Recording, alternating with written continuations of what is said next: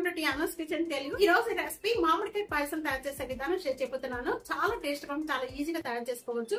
మనకి ఎప్పుడు స్వీట్ తినాలి అనిపించినప్పుడు కానీ ప్రసాదాలుగా పెట్టడానికి ఈ విధంగా తయారు చేసుకోండి. చాలా టేస్ట్ గా ఉండే మామిడికాయ పాయసం. హాయ్ ఫ్రెండ్స్, ఈ మ్యాంగో పాయసం తయారు చేసుకోవడానికి ముందుగా మ్యాంగో అనేది ఇలా మిక్సీ జార్లో వేసేసుకొని ఇలా గుజ్జుగా తయారు చేసి పెట్టేసుకోండి. మనం రెగ్యులర్ గా యూజ్ చేసే రైసేనండి.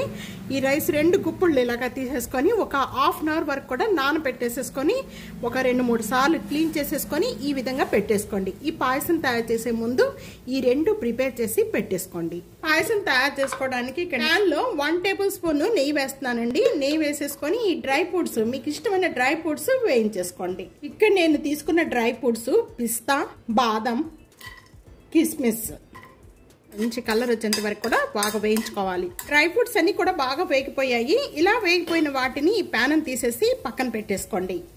ఇక్కడ నేను వేరొక ప్యాన్ లో 1 గ్లాస్ అనేది పాలు పోస్తున్నాను. ఇదే గ్లాస్ తో ఒక హాఫ్ గ్లాస్ అనేది వాటర్ కూడా పోసేసుకోండి.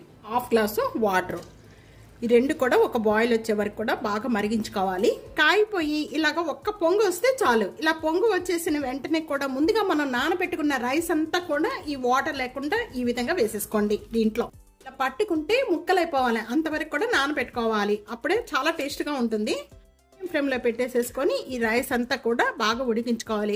ఇది చాలా తొందరగా అయిపోతుంది. ఈ పాయసం చాలా టేస్ట్ గా ఉంటుంది. ఈ రోజు నేను అమ్మవారికి ప్రసాదంగా మ్యాంగో పాయసం తయారు చేసి పెడుతున్నాను. ఇలా రైస్ పట్టుకుంటే మనకి ఇలాగా మెత్తగా ఉడికిపోవాలి. ఇలా ఉడికిపోయిన వెంటనే ఇలాచి పౌడర్ చేసి వేస్తున్నాను. ఒక హాఫ్ కప్ అనేది షుగర్ వేస్తున్నాను. మీరు ఈ షుగర్ ప్లేస్ లో బెల్లం కూడా వేసుకోవచ్చు అండి కావాలంటే. షుగర్ కానీ బెల్లం కానీ మీరు రెండిట్లో ఏది తీసుకున్నా తక్కువగా తీసుకోండి. కూడా స్టవ్ బంద్ చేసేసిన తర్వాత దీనిలో మనం ముందుగా వేయించుకున్న డ్రై ఫ్రూట్స్ ఇప్పుడు వేసుకుందాం. హాఫ్ అనేది వేస్తున్నాను.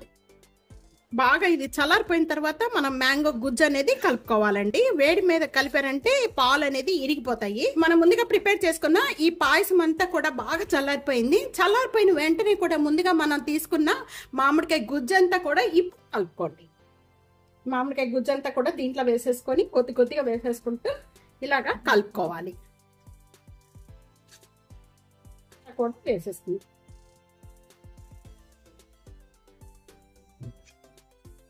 ఇలా కలుపుకున్న గుజ్జంతా కూడా చూస్తున్నారు కదా, చక్కగా ఇదంతా కూడా మనం ఫ్రిడ్జ్ లో పెట్టేసేసుకొని డిన్నర్ అయిన వెంటనే చల్లబడిపోయిన వెంటనే కూడా తీసుకున్న చాలా టేస్ట్ గా ఉంటుంది.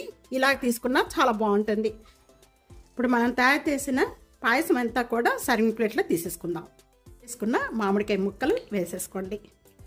తప్పకుండా ఈ రెసిపీ ఇదే విధంగా ట్రై చేసి మీకు ఎలా ఉందనేది కామెంట్స్లో తెలియచేయండి.